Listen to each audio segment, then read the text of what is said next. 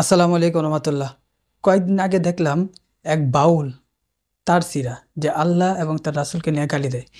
দেখলাম সূরা নাস পড়তে পারে না, কিন্তু সূরা নাসের অর্থ করতেছে আল্লাহ বলতেছেন নাচতে, কুল আউযু বিন নাসে মালিকিন নাসে ইলাহিন নাস, এরকম অর্থ করতেছে নাচে।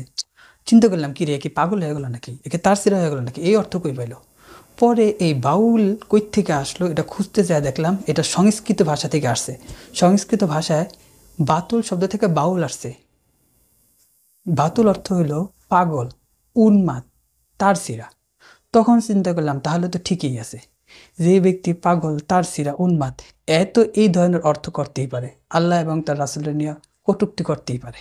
কিন্তু আফসোস হইল আমাদের সুশীল সমাজের কিছু অনেক বড় বড় ধরনের মানুষ আছেন যারা এই এই তারছিরা পাগলের মেন্টাল পক্ষ নেয়, তাদের কথা বলে।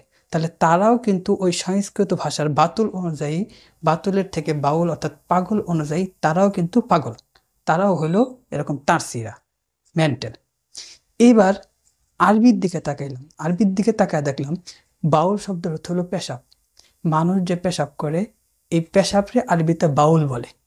তখন চিন্তা করলাম ঠিকই আছে, যারা এই পেশাবের অধিবাসী, যারা যারা পেশাবের অধিবাসী তারা তো বাউল হইতেই পারে।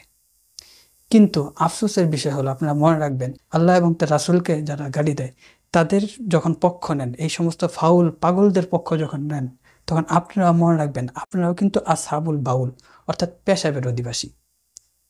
মানুষ যে পেশাব করে না, ওই পেশাবের অধিবাসী আপনারা। দয়া করিয়া পাগল একটা দুইটা হোক, মনে রাখবেন গজব একলা যদি সে অন্যায় করে তাহলে গজব কিন্তু তার একার উপরে আসে। আর যদি যেমন কারুন একা উল্টাপাল্টা করছিল, আল্লাহ তাকে কিন্তু ধ্বংস করে দিয়েছেন। কিন্তু যদি জাতির সবাই মিলে, জাতির মধ্যে অনেক মানুষ মিলে যদি এটার মধ্যে অ্যাড হয়ে যায়, তাহলে কিন্তু গজব জাতির উপরেও আসে। সুতরাং আপনারা যারা এদের পক্ষ নেন, আপনারা কিন্তু আমাদের উপর গজব নেন না, এটা আপনাদের কাছে অনুরোধ থাকবে। সুতরাং মুসলমান হয়ে থাকলে যদি আসলে মুসলমান হন, আল্লাহকে মানে থাকেন, তাহলে এই সমস্ত বাউল ফাউলদের পক্ষ কখনোই নেবেন না, এই সমস্ত অন্যায়ের পক্ষ কখনোই নেবেন না, সবসময় ন্যায়ের পথে থাকবেন। ভালো থাকবেন, সুস্থ থাকবেন। আসসালামু আলাইকুম রহমতুল্লাহি ওয়া বারাকাতুহু।